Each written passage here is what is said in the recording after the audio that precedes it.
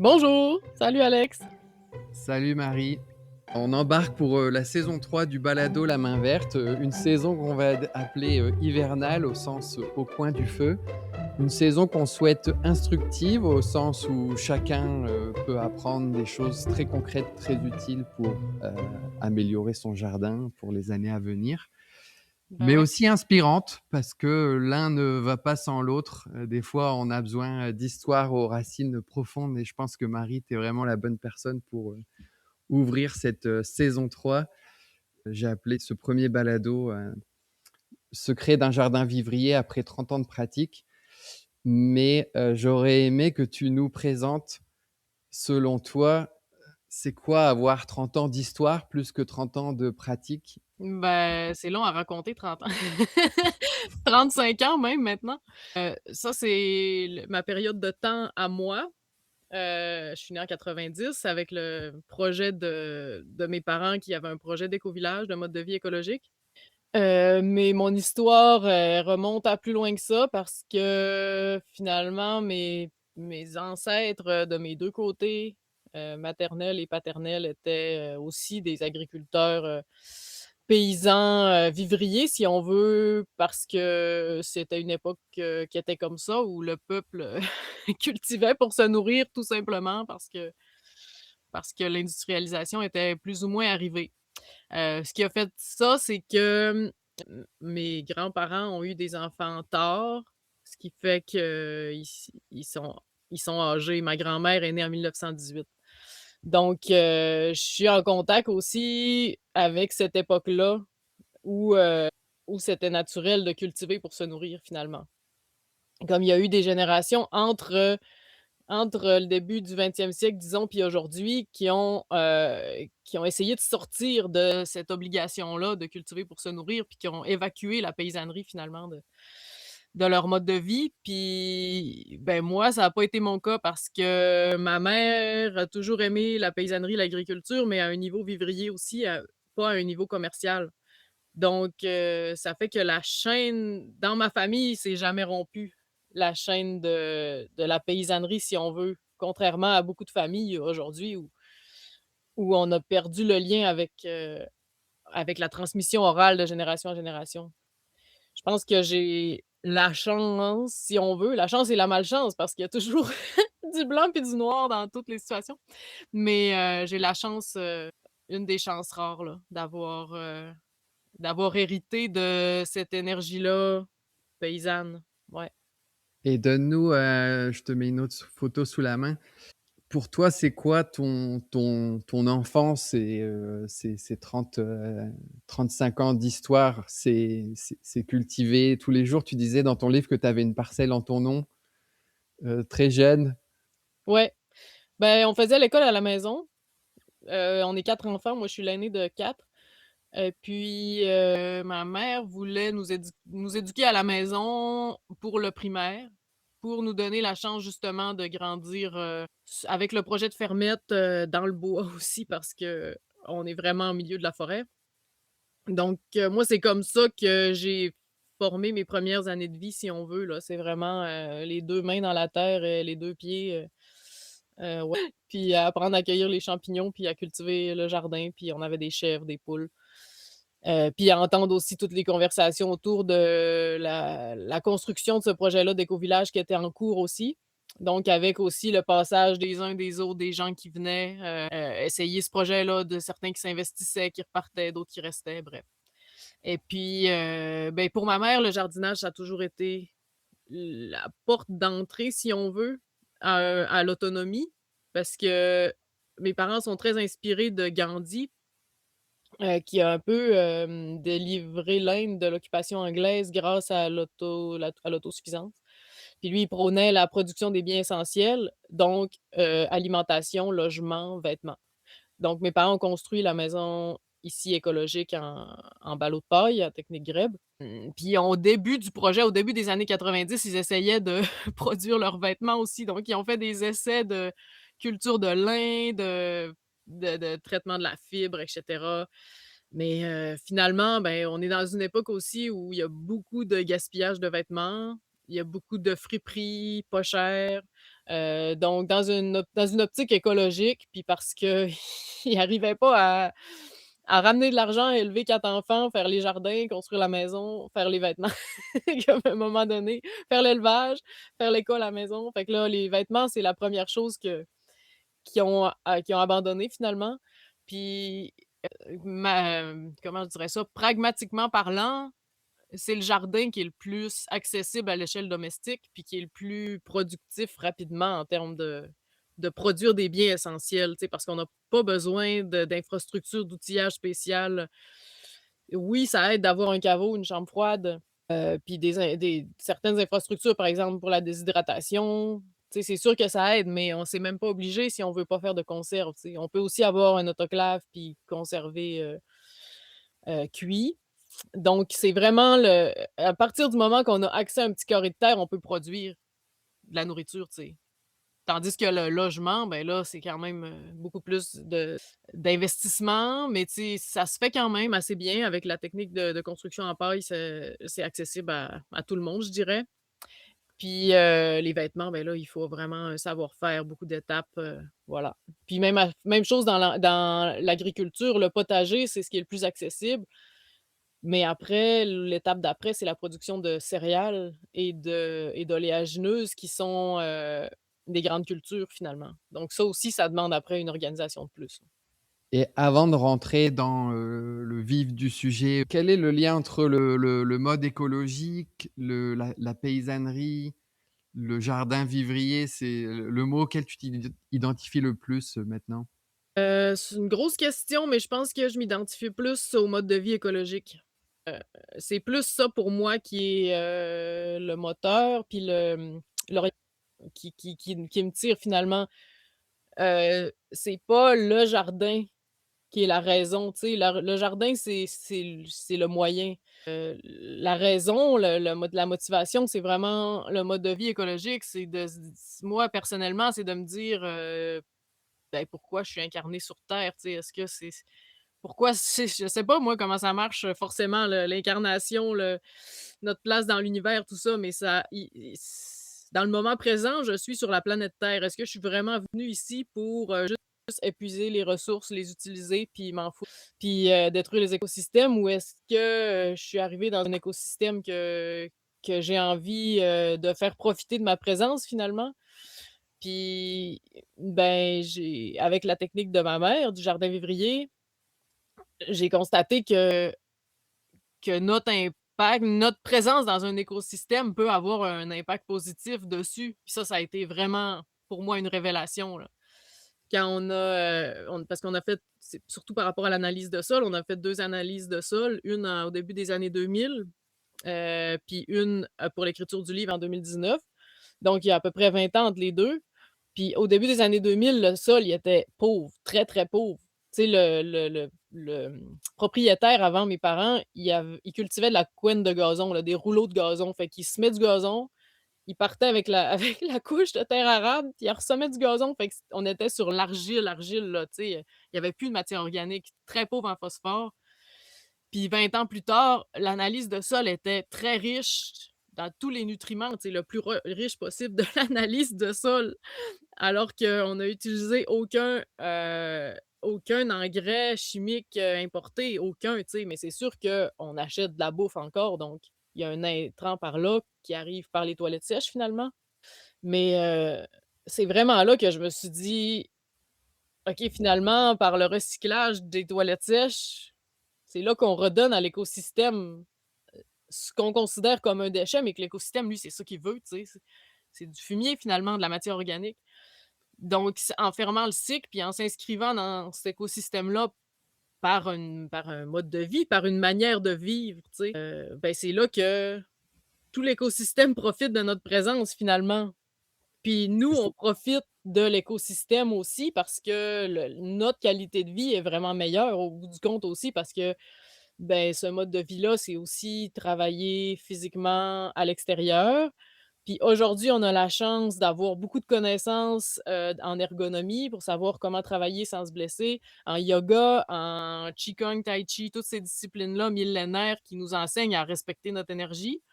Donc ça fait que le mode de vie, il devient bénéfique, contrairement à certains modes de vie paysans de mes ancêtres qui étaient destructeurs pour eux, tu sais.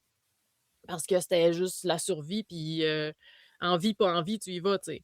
Tandis qu'aujourd'hui, on a accès à ces énergies-là, tu sais, du système qui existe encore, qui peut nous permettre de respecter un peu plus notre rythme, puis de prendre le temps de s'organiser autour de la qualité de vie humaine, finalement. Puis en plus, ben, on le constate aussi que dans un écosystème, riche, que beaucoup de ressources, que son sol est riche et qui est vivant, ben, ça attire aussi plein d'insectes de toutes sortes, plein de petits animaux, donc des variétés de plantes, qui poussent naturellement parce qu'on fait un désherbage sélectif, puis d'autres qu'on importe.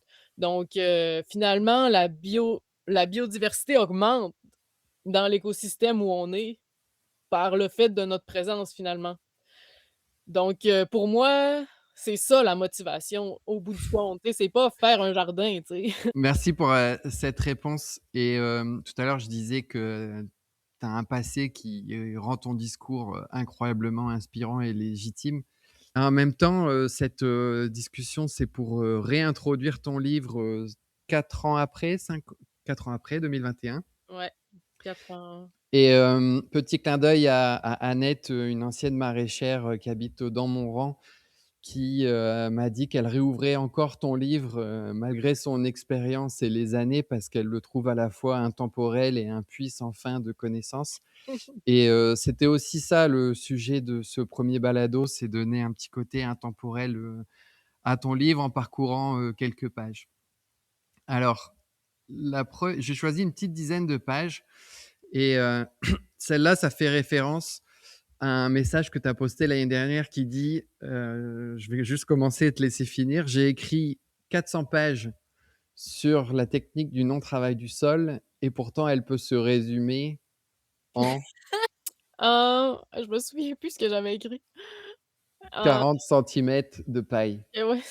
Est-ce qu'on peut profiter de cette citation pour, réintroduire, toute la philosophie derrière, ce terme qui peut paraître nébuleux des fois, qui est le non-travail du sol? Ouais, le non-travail du sol, c'est l'imitation du sol forestier. Puis c'est là que je trouve ça magique, c'est que c'est à la fois ultra simplissime, comme tu l'as dit, c'est, 20 centimètres de paillis, tu sais. Puis le reste, c'est la nature qui le fait, hein. Puis à la fois, c'est infiniment complexe parce que le reste que la nature fait, ben, on est loin d'avoir tout compris comment ça fonctionne, tu sais. Mais en gros, les grandes lignes qu'on peut dire, c'est que, c'est l'imitation du sol forestier. Donc si on s'inspire de comment fonctionne la forêt, puis qu'on reproduit ça dans notre jardin, on arrive à en tirer l'essentiel des leçons finalement. Parce que dans la forêt, il y a personne qui laboure, il y a personne qui arrose, il y a personne qui engraisse, il y a personne qui désherbe, tu sais? Alors que la forêt, elle produit plus de biomasse, énormément plus que nos sols cultivés, avec un écosystème énormément plus riche et que, qu'est-ce que j'ai perdu le fil? OK, ben, je vais reprendre parce que dans le fond, un des livres qui nous a beaucoup inspirés, c'est Le génie du sol vivant et puis, c'est lui, il expliquait que l'être humain, quand on a commencé l'agriculture, on a conquis les terres les plus riches, donc les deltas de rivières. Ouais, c'est ça que je voulais dire, c'est que le sol, il s'enrichit en permanence. Parce qu'on a conquis, par exemple, les deltas de rivières, les plaines de prairies, tous les sols les plus riches, c'est là qu'on s'est installé. On a défriché pour cultiver. Puis au fil du temps qu'on cultive, le sol s'épuise, puis on est obligé de déménager, de coloniser d'autres terres. Ça, c'est le modèle occidental, de l'agriculture occidentale, parce qu'il y a plusieurs modèles agricoles dans le monde, tu sais, là. Je parle de nous en ce moment. Alors que la forêt, finalement, s'est retrouvée, confinée sur les terres les moins riches, qui sont les pics de granit, les pics montagneux, les sols, trop humides, trop gorgés d'eau. Tous les sols qu'on voulait pas cultiver, finalement, on les a laissés pour la forêt et puis ces sols-là, ben, la fertilité augmente. alors qu'on les arrose pas, on les laboure pas, on désherbe pas, on n'engraisse pas. Puis la fertilité augmente, puis, ça produit toujours de plus en plus de biomasse. Alors que nous, on a les sols les plus fertiles, puis ils s'épuisent alors qu'on met tellement d'efforts pour les cultiver. Fait que c'est là que les auteurs, ils disent, peut-être quelque chose qu'on fait à l'envers, tu sais? Fait que, le nom «Travail du sol», c'est inspiré de ça, de regarder la forêt, comment elle fonctionne, puis de l'imiter finalement. Puis finalement, ça fait qu'on arrête de labourer, d'arroser, de désherber, d'engraisser. On n'arrête pas complètement d'engraisser parce qu'on prend de la matière, donc il faut en retourner nécessairement, sinon c'est là que ça s'épuise. Si on voit le sol comme un compte en banque, par exemple, qu'on enlève toujours, on enlève toujours de la matière, ben, à un moment donné, ça tu arrives à 0, tu sais. Fait que, il faut toujours en remettre ce qu'on lui prend au minimum. Donc ça notre rôle, il revient à ça finalement, à mettre, du compost qui peut être tout simplement les résidus de culture et le fumier. Qui est tout simplement les nutriments qu'on a pris au sol et de couvrir le sol de paillis, que dans la forêt, c'est la litière forestière qui s'accumule au sol année après année, les feuilles qui tombent, les branches, les animaux qui meurent, les déjections, heu, des champignons, tout ce qui pousse dans le bois finalement, toute la masse du sous-bois aussi, les plantes herbacées, tout ça, ça s'accumule en surface, puis ça se décompose tranquillement en s'intégrant dans le sol par soi-même, finalement, par l'action des micro-organismes qui vivent dans la litière forestière. Et quand moi je pense à, ce que j'ai appris de travailler à tes côtés et de discuter avec toi, il y a, toute cette notion de rendre la terre meilleure une fois que je suis passé, alors que des fois dans le discours, on est là: «Comment je peux la rendre moins pire?» Mais toi, je pense que tu as vraiment cette idée de par ton vécu, comme tu racontais avec l'analyse de sol, qu'après son passage, on rend la terre encore plus fertile. Et l'autre, je trouve que notamment à travers, cet exemple des 20 centimètres de paille qui résume, quand même 400 pages, où, dans certains cas, on met plusieurs années à vraiment, le lire, au minimum le digérer. Mais à travers un autre exemple que tu donnais quand tu disais, beh, tu peux aussi composter, certains vêtements, par exemple. Et c'est cette idée de revaloriser la biomasse qui nous entoure Mmh. comme entrant, parce que je pense que moi, je suis un peu l'inverse où la plupart de mes premières années, bah, c'était tout simplement, le BMR, ma source de biomasse BRF. dans des poches, bah, d'où qu'importe l'entrant, le compost, le BRF, mais en tout cas, c'était des poches plastiques que je vidais, Mmh. à coups de 20 kilos.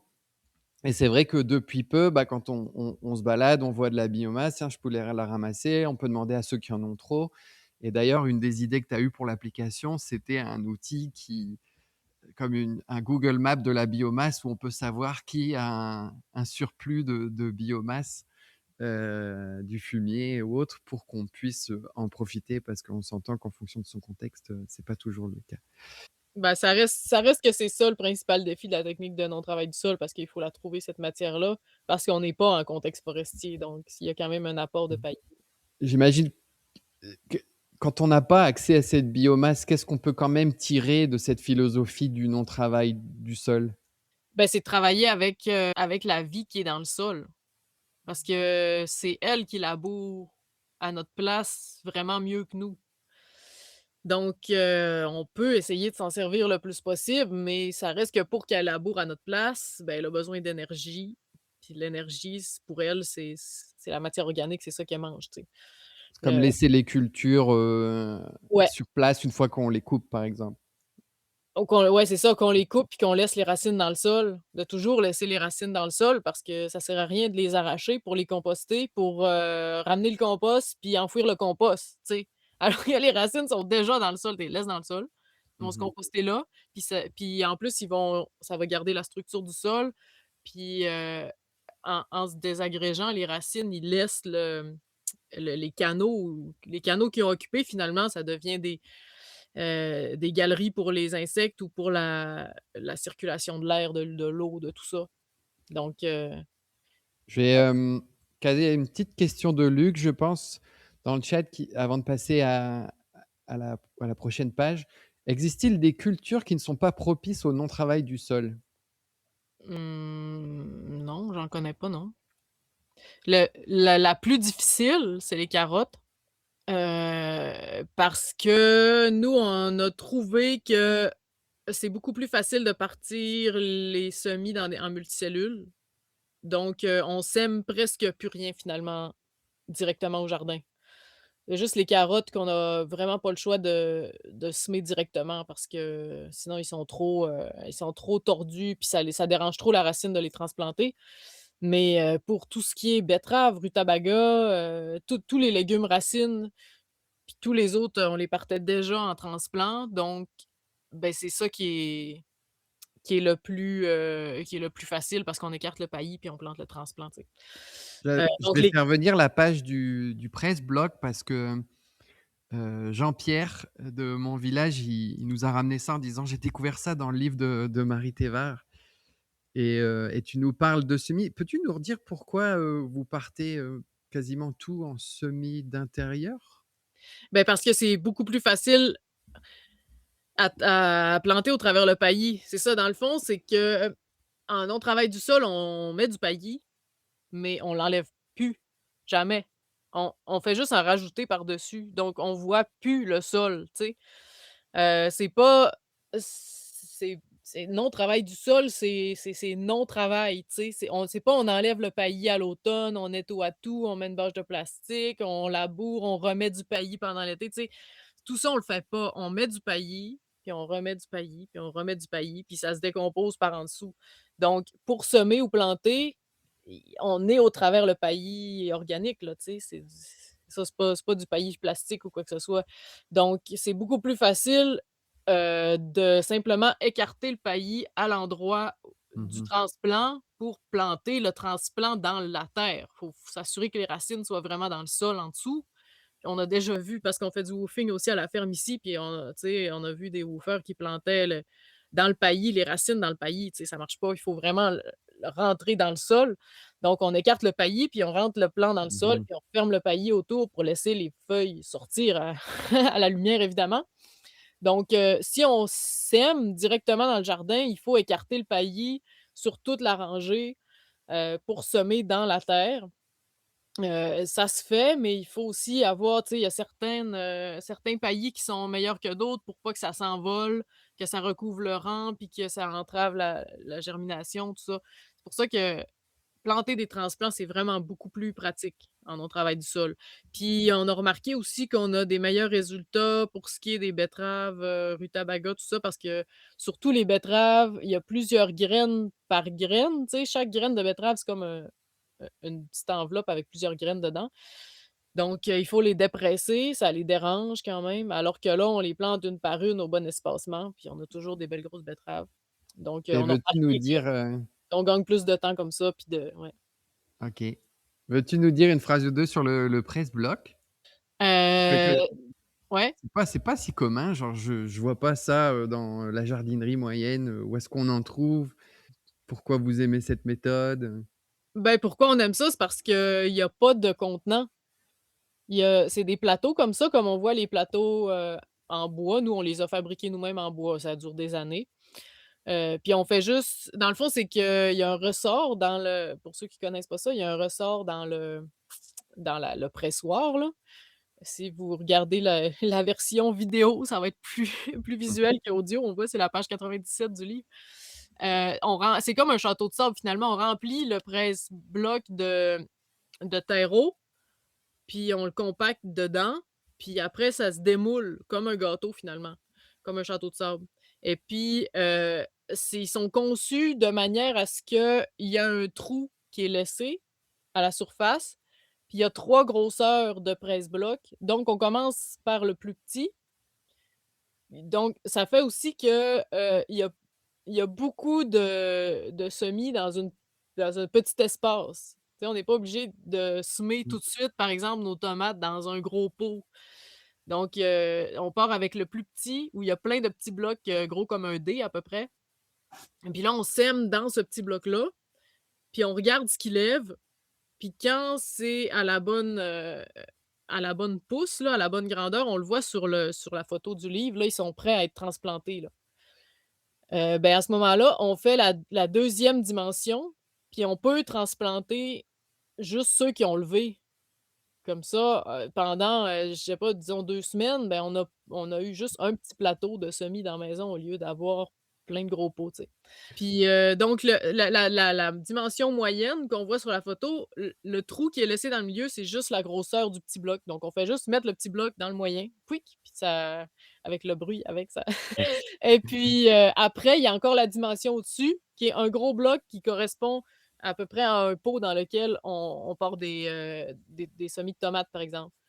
Donc, avec la 3e grandeur, on met le moyen dans le gros. Fait que puis ça Excellent. fait qu'on a les 3 outils là, les 3 presse-blocs qui servent pour tous les semis finalement ou presque là, parce qu'on fait aussi des multicellules, mais on n'a pas, des gros entreposages de pots de plastique, Entre-temps, on a eu, Michel qui nous a mis un lien vers l'e-Valley où on peut trouver ça. Merci Michel. Je te propose Marie de passer, à la page sur le phosphore et l'importance du phosphore parce que je trouve qu'en général, on parle que de l'azote, donc dans NPK, les 3 chiffres qu'on voit sur les poches d'engrais et on dirait qu'il y a un lien entre, le non-travail du sol et l'importance du phosphore. bah oui, c'est sûr. Le il y a surtout un lien entre les toilettes sèches puis l'importance du phosphore. Mais le non-travail du sol aussi parce que le non-travail du sol travaille avec le microbiote. Donc, dans le microbiote, il y a, beaucoup de champignons aussi, de bactéries. C'est innombrable, la vie qu'il y a dans le sol. Même la science n'est pas capable encore d'expliquer tout ce qui se passe dans le sol parce qu'il y a plus d'êtres vivants dans une cuillère à thé de sol que d'êtres humains sur la planète. C'est infini, puis ils ont des interactions spécifiques à chaque, cuillère de sol où ils sont. Donc en gros, il y a des bactéries, des champignons, des levures, même des algues, des insectes, des petits animaux et tout ce monde-là. Mais par rapport au phosphore, c'est qu'il y a là-dedans des formes de vie qui sont capables d'extraire le phosphore des minéraux qui sont dans le sol et de rendre accessible aux plantes. Donc déjà, le non-travail du sol à ce titre-là, il peut, augmenter les taux de phosphore, assimilables par les plantes. Mais finalement, c'est sûr que, l'aspect le plus crucial, c'est le recyclage du fumier. Parce que au bout du compte, il y a 3 nutriments essentiels pour la croissance des plantes, c'est azote, phosphore, potassium, le fameux NPK. Non, c'est s'il en manque un de ces 3 là, ça va pas pousser. Il faut absolument qu'il y ait les 3. Après, pour la bonne santé des plantes, il faut tous les autres nutriments aussi, magnésium, zinc, et cetera. Mais ces 3 là, c'est les 3 essentiels dont la plante elle a le plus besoin. Donc l'azote, c'est 78 de l'atmosphère terrestre, 80. Donc, on n'en manque pas de l'azote sur Terre et puis on est capable d'y accéder avec des plantes, les légumineuses, qui sont capables de garder l'azote dans leurs racines, dans des nodules qui forment sur leurs racines. Avec une bactérie qui est dans le sol, ils s'associent entre eux, puis ils sont capables de, fixer l'azote dans le sol. Donc c'est très intéressant d'avoir des légumineuses dans sa rotation de culture. Ensuite de ça, l'azote est présent, sinon dans toutes les matières organiques vertes. Donc on a quand même accès à de l'azote en général. Il y en a aussi beaucoup dans les composts fumiers. Le potassium, lui, c'est minéral, c'est une ressource minérale, mais il est très abondant sur la planète, réparti à peu près équitablement partout. Puis dans nos sols, il y en a généralement au Québec, nos sols sont généralement riches en potassium. Mais le phosphore, c'est différent. C'est une ressource minérale qui est extrait de mines de phosphore, de phosphate. Une mine de phosphore. En tout cas, je sais qu'il faudrait que je révise mes notions, mais il y a 2 formes de phosphore. Il y en a une qui est pas assimilable par les plantes, puis l'autre qui l'est. Mmh. Donc on extrait le phosphore, on le transforme en usine pour le rendre, sous forme d'engrais qui soit assimilable par les plantes. On l'achemine, Tout ça, c'est très énergivore et très coûteux parce que les mines de phosphore sont mal réparties sur la planète. Il y en a en Afrique, il y en avait une aux États-Unis, je pense que la mine est fermée maintenant. Donc, on n'a pas de mine de phosphore au Canada. Donc, c'est nécessairement de l'importation par bateau de l'autre bout du monde qui passe par un processus en usine, tout ça. Donc, sachant que puis en plus, c'est ça, il y en a pas beaucoup sur la terre. Donc, c'est une ressource épuisable. Ouais, dans ton livre, tu dis que c'est le facteur limitant de la production agricole mondiale, puis, je repense à cette introduction que tu nous as faite sur, le mode écologique et c'est sûr que moi, je pense qu'un peu bêtement, pour moi, phosphore, c'est le 2e chiffre, du paquet d'engrais donc j'en ai. Mais quand on se met dans une philosophie de ressources locales avec le moins d'émissions carbone, destruction de la nature et autres, on comprend mieux ton discours sur, le phosphore. Puis je pense à cette idée que tu nous as donnée de créer une cartographie de où est-ce qu'on peut trouver de la biomasse. Puis j'ai comme eu l'idée de juste mettre dans tes toilettes, en fait, commencer, je me suis dans au début, c'était comme où est-ce que vont être les fermes, qui ont un excès de paillis ou de fumier, mais ça peut tout simplement, commencer chez toi. Puis c'est toute l'essence un peu, et l'humour que peut avoir la main verte si, à force de travailler ensemble, quoi. Ouais, ben, c'est parce que le phosphore, il est concentré dans les produits animaux. Nous, les corps animaux en utilisent beaucoup, puis, ben, les humains sont des animaux, sont des animaux à ce titre-là. Donc, c'est dans les fumiers animaux qu'on retrouve le plus de phosphore. Et ça me Donc permet d'introduire, une autre question de Louise, qui nous disait que la majorité de son potager a des sont des cultures exigeantes. Je pense qu'on aime tous, les tomates, et cetera. Mais que et du coup, elle a du mal de faire des vraies rotations de culture, en 3 ou 4 années et elle se retrouve à faire des rotations de légumes exigeants, mais elle essaie de répartir, des familles différentes, l'une après l'autre. Qu'est-ce que tu penses de cette situation-là? ouais, ben, nous, c'est ce qu'on fait. On fait une rotation, de culture sur 4 ans. C'est la durée classique, je pense, de toutes les rotations, là. Sauf que nous, on aime travailler par nitrophilité. Donc, le principe de la rotation de culture, c'est de changer de famille de plantes à chaque année, à l'endroit qu'on cultive. Par exemple, si on cultive en planches parallèles, comme nous, on cultive ici au jardin-vivrier, c'est qu'on fait des planches, permanentes, parallèles. Donc, on fait une rotation sur chaque planche.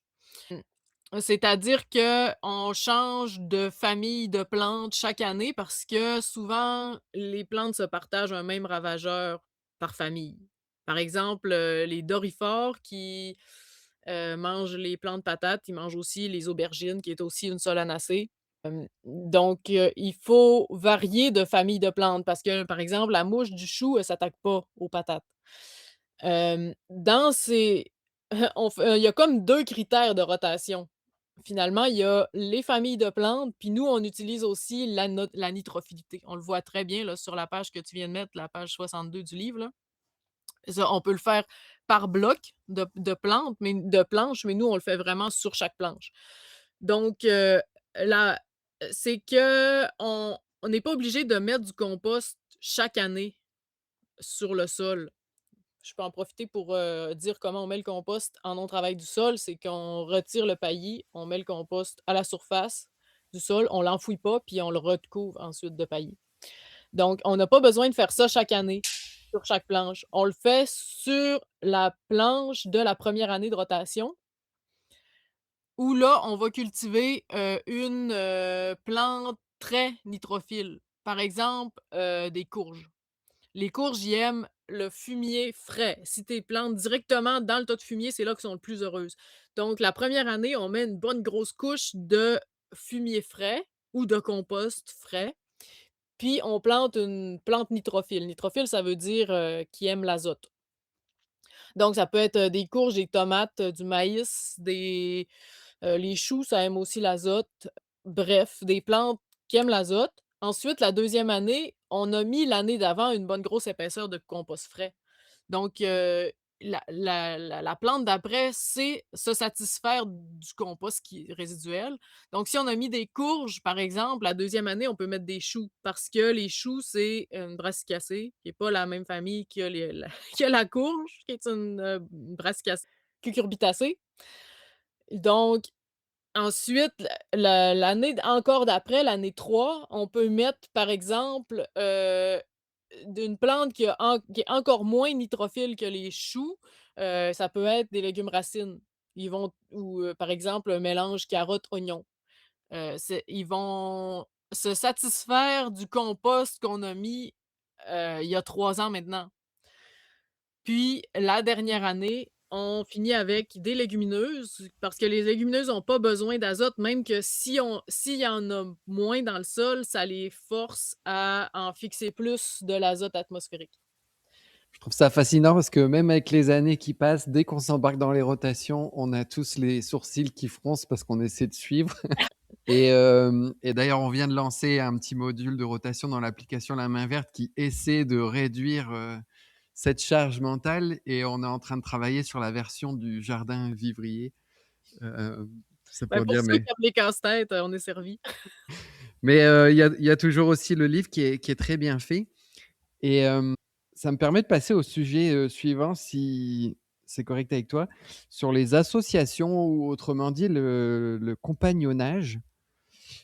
Parce que, nous, en tout cas, de par le fait qu'on est plutôt de culture scientifique, on s'embarque pas là-dedans, encore moins dans une application parce que, une fois que c'est dans l'application, on a l'impression que c'est une science infuse et or dans le compagnonnage, il y a tout ce côté un peu, mythe ou réalité qu'on a du mal à démystifier Ouais.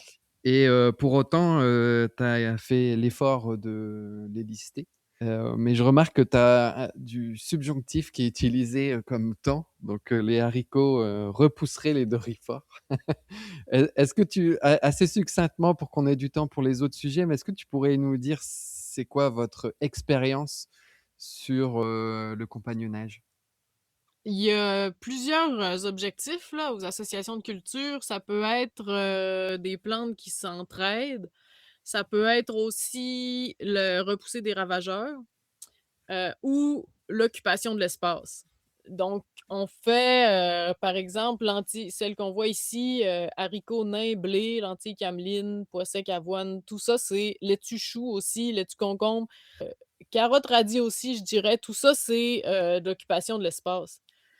Comme, on peut si on plante, des laitues au travers des choux, ben, au début, tous les plants sont petits comme ça, tu sais. Mais avant que le chou devienne un gros chou, la laitue, on va l'avoir mangée, tu sais, parce que ça pousse plus vite. Donc, on n'a pas besoin d'avoir une planche de chou et une planche de laitue, on met juste les 2 sur la même planche. Donc ça, c'est des associations d'occupation de l'espace. Après pour, les ravageurs, ben, on a fait beaucoup d'expériences, de toutes les toutes les suggestions qu'on voit passer dans les livres de jardinage, tout ça.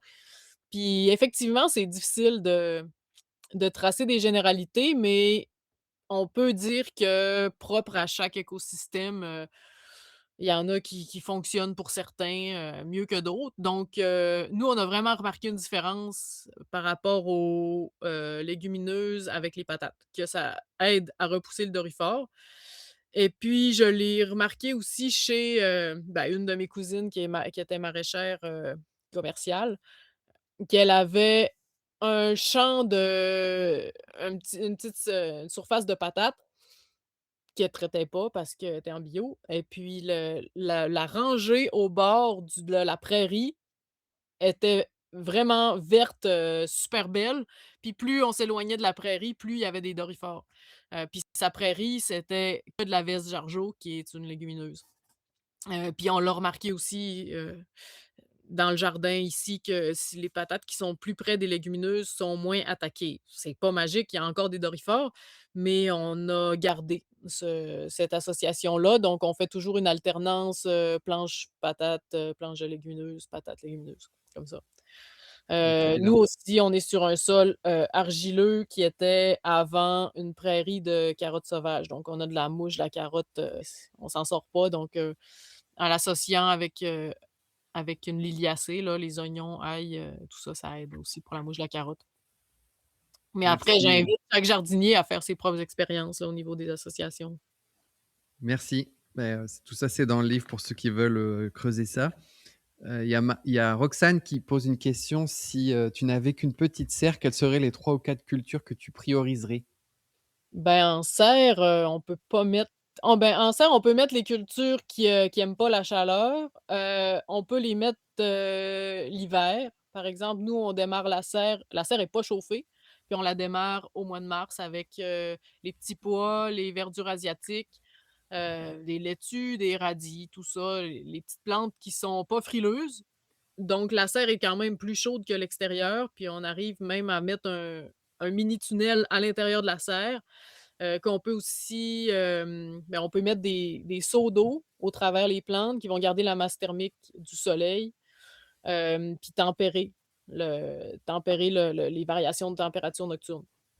Donc, on peut partir ces plantes-là, les épinards, tout ça, au printemps, puis après quand la serre, ça devient chaud en été, donc là, on peut plus mettre des plantes qui aiment les températures fraîches, là. Ça va être donc, le classique, c'est les plantes à fruits comme, tomates, aubergines, poivrons, concombres, cornichons, melons. Ouais. Ça me permet d'introduire, la tomate de Madagascar parce que, elle est dans ton livre, elle a un nom super, mais l'histoire est encore mieux. Est-ce que tu peux nous raconter, c'est Hem, quoi? ouais, j'ai jamais réussi à trouver pourquoi elle s'appelle Madagascar. Peut-être qu'elle vient de Madagascar, mais dans notre cas, elle vient de la France. C'est des graines que ma mère a ramenées de la France. Puis c'est une tomate, c'est la championne de la conservation, un peu comme la Lone Keeper aussi qui est dans le même ordre, mais la Madagascar encore plus là. Dans le sens qu'elle se garde à température pièce, carrément, pendant 1 an. Donc je sais pas quel sort magique elle a reçu, mais c'est pas une OGM, c'est tout à fait pollinisation libre. Puis on la sème comme les autres tomates, on la cultive comme les autres tomates, on la récolte au même moment, au mois de septembre à peu près. Puis on la met dans une caisse en bois, en dessous de la bibliothèque du salon, puis on en mange comme ça, facilement jusqu'au mois d'avril, là. Puis un jour, on avait oublié la caisse, j'ai fait du ménage au mois de juillet, puis elle était encore là, il y avait encore des tomates dedans qui étaient comestibles, commençaient à être un peu sèches là, un peu ratatinées, mais même pas pourries.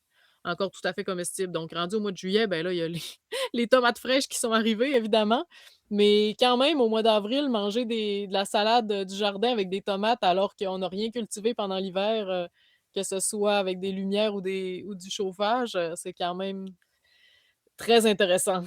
En tout cas, vous l'avez rendu, populaire parce que certains semenciers, vous créditent pour, lui avoir offert une belle notoriété. Ben, c'est des graines, la plupart des semenciers qui en ont, c'est des graines qui viennent de chez nous au départ. Ouais, c'est ça. Et j'en profite pour glisser que si vous en cherchez, vous tapez Madagascar dans le moteur de recherche de la main verte et si vous descendez tout en bas, il y a un lien vers les semenciers qui en vendent de tête. C'est Semences du Batteux et Jardins Villageois qui vous nomment. Ouais. Donc en tout cas, c'est sûr que, je pense que pas mal d'entre nous vont l'essayer là. Tu nous as vendu du rêve. J'aurais juste envie d'ajouter non garanti les 1 an de conservation à température pièce parce que j'ai dû c'est trop beau pour être vrai, là. Ouais, 1 an, ben, c'est ça, 1 an, c'est beaucoup, mais je vous garantis jusqu'en avril, là, ça, c'est sûr. Après, ça dépend aussi du contexte, là, de conservation. Il faut que ça soit température pièce, mais pas un milieu trop humide non plus. Il faut que ça soit sec, puis, idéalement à l'abri de la lumière. Puis si c'est un peu frais, ça aide aussi, tu sais. Comme si on le met Mmh. sur le plancher plus qu'en haut d'une étagère, ça va aider, par exemple. Puis Dans aussi, ton ben, livre je peux signaler que, on peut en acheter les graines de tomates sont faciles à faire soi-même. Il suffit d'isoler le plant des autres plants de tomates. Je pense que c'est 5 mètres, la distance. Donc, vous pouvez juste planter ce plant-là, par exemple, à 5 mètres des autres plants de tomates et garder vos semences. excellent. J'en profite pour glisser que dans ton livre, il y a vraiment plein d'idées de recettes et quand on parlait de ta philosophie, on n'en a pas beaucoup parlé dans cette conversation, mais il y a bien sûr, bien manger. Ah ben oui, ben oui, ben c'est ça, le dans le dans l'optique de mode de vie écologique, comme on parlait au début, c'est l'idée d'être en meilleure santé, là. On fait pas un mode de vie écologique pour, manger juste des patates puis des navets pendant 6 mois d'hiver, tu sais? Puis le but aussi, c'est c'est d'avoir, une santé encore meilleure si on veut que de s'approvisionner avec, l'agro-industrie. Puis puisqu'on essaye d'éviter d'acheter des fruits tropicaux, ben, on nécessairement, faut combler nos besoins nutritionnels, par nous-mêmes, donc en s'informant sur les taux de vitamine C nécessaires, les taux minimums, mais aussi les taux optimaux, puis comment conserver la vitamine C, parce que si on fait de l'autoclave, on détruit toute la vitamine C, donc c'est une partie de la raison pourquoi on conserve au caveau. Donc c'est sûr que finalement le mode de vie écologique, c'est infini l'information qu'on a à apprendre. Ça va autant de la nutrition que de l'ergonomie du travail, le yoga, l'écosystème, l'habitation, donc c'est infini. Mais bref, tout ça pour dire qu'on fait aussi beaucoup de recherches sur la cuisine. Comment cuisiner les aliments qu'on a pour que de manière optimale pour nous, puis en connaissant aussi les principes de la santé. En connaissant, je prétends rien ici, là, tu sais? Ça veut dire, c'est infini aussi, mais c'est bon de connaître les principes au moins appliqués à nous, selon notre Mmh. santé à nous, ben, ça nous indique aussi quoi cultiver en se disant: «OK, ben, j'aurais besoin de plus de vitamine C. Est-ce qu'il y a des fruits qui pourraient pousser chez moi? Est-ce que je conserve ça autrement que cuit ou, est-ce que j'essaye plus les fermentations?» ou bref, ce genre de choses. Je pense que ça sera le sujet d'un des balados, durant cette saison parce que j'ai un intervenant en tête et tu seras la bienvenue si tu veux faire l'interview avec moi, mais sur le thème du jardin sous l'angle, nutritif, Mmh. Ah oui, c'est jusque à un camembert avec les vitamines qui manquent, les protéines, et cetera, quoi. ouais. On s'en va vers, la fin de cet échange. Il nous reste un petit 10 minutes et j'aurais aimé me rapprocher tout doucement des projets que tu as. Regarde, il y a Marc qui vient, de poser la question: «Aurions-nous la chance d'avoir une suite à votre livre, Le Jardin Vivrier?» Donc parlons de la suite. Tu m'as parlé de plusieurs choses. Il y a bien sûr ton mentorat, tu m'as parlé d'une, relation qui se créait avec toutes les cultures, vivaces.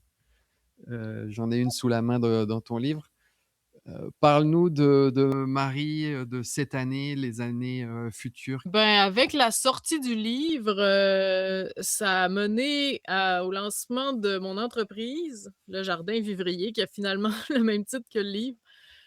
Au départ, on donnait surtout avec ma mère, on donnait des formations en jardinage.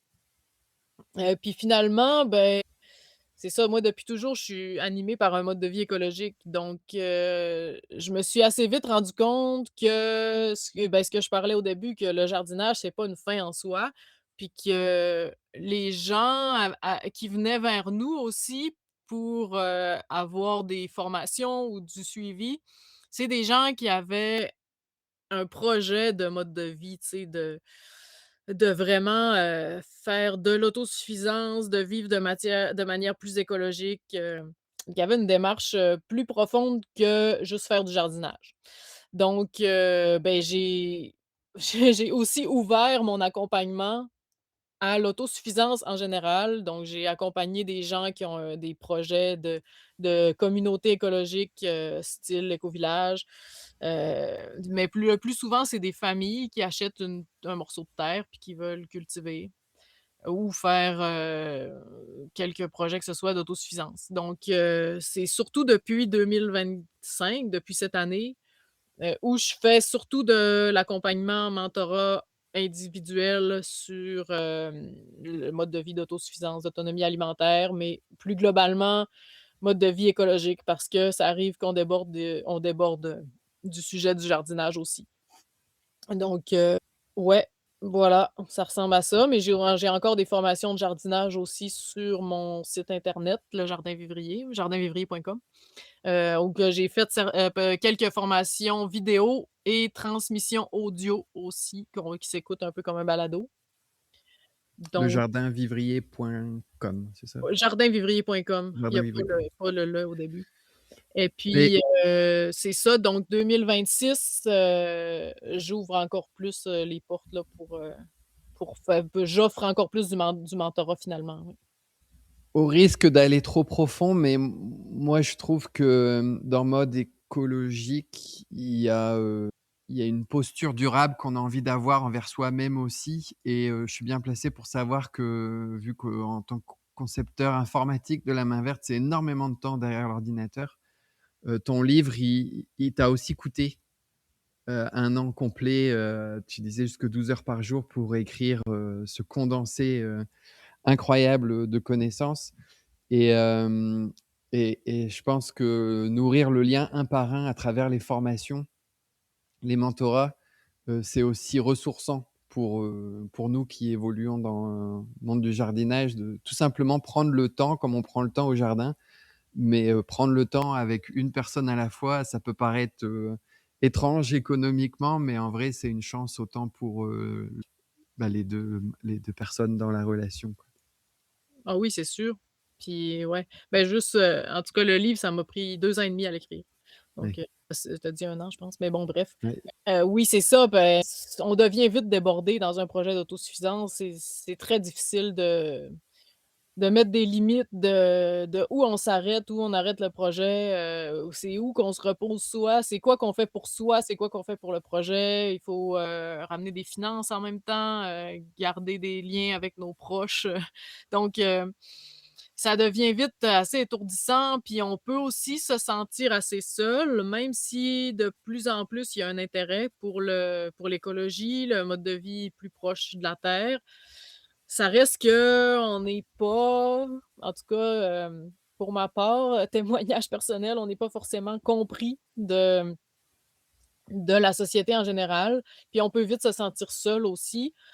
Puis comme je disais aussi, c'est des connaissances à la fois qui ont pas été transmises de nos ancêtres, mais à la fois aussi, c'est des nouvelles connaissances qu'on acquiert parce que la science a évolué, on a des nouvelles connaissances, on en tire des nouvelles compétences.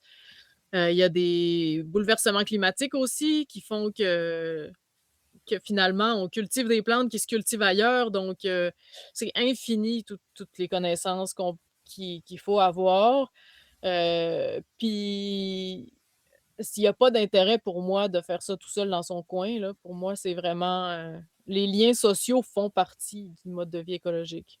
Donc Et tu moi, personnellement, c'est ça dont j'aurais rêvé d'avoir été accompagnée comme j'ai la chance d'accompagner les autres aujourd'hui. Je me suis cassé les dents, sur plusieurs projets, ouais, avant de partager mon expérience. Et tu le disais que dans ton mentorat, tu observes, et d'ailleurs, quasiment tous les maraîchers sont d'accord sur ce sujet-là, mais l'importance de la planification, tout ce qui se fait, entre guillemets, «avant de mettre les mains dans la terre», étudier ce qu'on mange, étudier, sa terre, Mmh, étudier la fertilité à long terme, l'emplacement et cetera et cetera. mmh. À quel point c'est libérant pour, l'abondance de bien poser le projet et même moi qui suis dans le secteur du jardinage depuis 5 ans, à avoir la chance de parler à des gens comme toi, j'ai pas encore profité de ce type de mentorat. La main verte essaie de s'y substituer un petit peu à travers une application, dans lequel tu contribues parce que, les cultivars que vous utilisez sont dans la main verte, tu nous Mmh. influences sur, plein de fonctionnalités. Il y a le chat Mais aussi, ça le clavardage. Ouais, le clavardage, on peut poser des questions à Marie à travers le clavardage mais ça remplacera jamais la puissance, d'un mentorat et j'ai été très touché quand tu m'as raconté que dans ceux qui pouvaient s'offrir un mentorat parce qu'évidemment, ça a un prix, il y a ceux qui peuvent facilement se le permettre, mais il y a ceux aussi qui veulent se libérer une abondance pour ne plus être condamné à toujours aller à l'épicerie, les ruptures de stock et cetera et cetera et Ouais. c'était quand même touchant de savoir que, il y en a pour qui c'est un magnifique, cadeau de Noël de s'acheter ton mentorat ou tes formations en ligne, même si ça représente une grande portion de leurs revenus parce que derrière, il y a la confiance et ils peuvent en être, sûrs que ça va venir libérer une grande abondance. Ah ben ça, c'est sûr, Ouais. puis à long terme, c'est extrêmement rentable. Je sais même pas comment mettre un prix là-dessus. Au bout du compte, mes parents, ils ont jamais eu de moyens financiers. Moi, je viens d'une famille, financièrement très, très pauvre. Puis le jardinage d'autosuffisance, c'était le moyen pour ma mère de s'assurer qu'on mange, que les enfants mangent. Donc, c'était vraiment il y a vraiment une recherche de productivité derrière ça, tu sais? Donc, ma mère a carrément, nourri la famille avec le jardin, tu sais? Donc c'est dur à dire quelle somme ça représente. Puis oui, ça nous a nourris, de caloriquement parlant du fait qu'on est vivant aujourd'hui dans des corps physiques, mais ça nous a nourris de beaucoup plus que ça, du contact, avec la nature, de comprendre comment les cycles fonctionnent, de nous donner aussi l'opportunité d'apprendre à travailler la terre, d'apprendre ce que ça implique, de savoir se débrouiller, de savoir, créer des projets. Donc, comment mettre une valeur là-dessus, c'est vraiment difficile à dire. Puis dans le monde dans lequel on va en ce moment, je pense que ça va être encore plus pertinent parce que nous, on a vécu certaines, ruptures de système, dont en 1996 au Saguenay, il y a eu un déluge. On a été une des seules familles qui a pas été évacuée parce que la route était rompue des 2 côtés de la terre, donc on pouvait plus sortir d'ici. Mais quand les hélicoptères sont venus, mes parents leur ont fait signe de partir parce qu'ici, on avait, tout ce qu'il fallait pour tenir, le temps de la réparation des routes. Donc, on n'est pas sortis d'ici. Puis pour moi, ça a été une des plus une des plus belles périodes de mon enfance parce qu'on était plusieurs ici sur la terre. On jouait dans la boîte, on avait bien du fun, puis on mangeait super bien. On avait les chèvres, le jardin. Puis même chose, dans la période du COVID, à part qu'on sortait plus en ville, on n'a pas vu de différence sur notre mode de vie, tu sais. Donc, quand je vois les actualités en ce moment, les changements climatiques extrêmes qu'il y a sur la planète, des inondations destructrices, les feux de forêt, tout ce qu'on veut.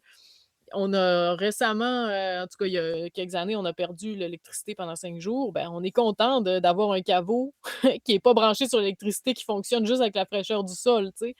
Donc, ça vaut combien? Pour moi, ça a pas de prix, tu sais, je me suis battue, comme j'ai pu toute ma vie pour qu'on arrive à garder la terre ici, puis en tout cas, il y a eu plein de péripéties, mais à garder la terre, la maison, puis à avoir cette stabilité-là des installations d'autosuffisance qui pour moi, ça a juste pas de prix, mais c'est ça.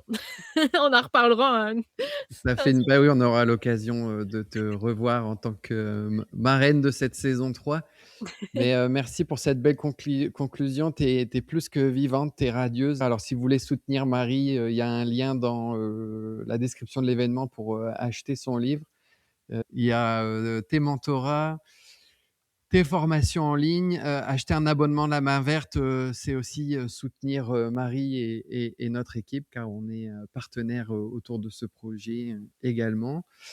Je continue mes plugs, on sera à la fête de semences de Québec, tous les 4 avec Pierre-Antoine, Donald, et toi, pour, bah, vous saluer. Merci d'avoir été avec nous et on va le republier dans un format, balado sur toutes les plateformes, début janvier et après ça devrait être tous les vendredis à 10 heures à partir, de là.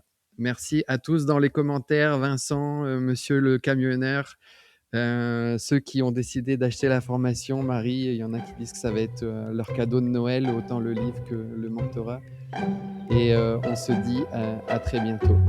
À très bientôt. Merci Alexandre pour, cette tribune-là, puis pour ton excellent travail, qui permet de connecter la technologie avec ce mode de vie paysan que c'est un mariage essentiel selon moi. À juste dose. À bientôt. Salut, bonne Salut. journée.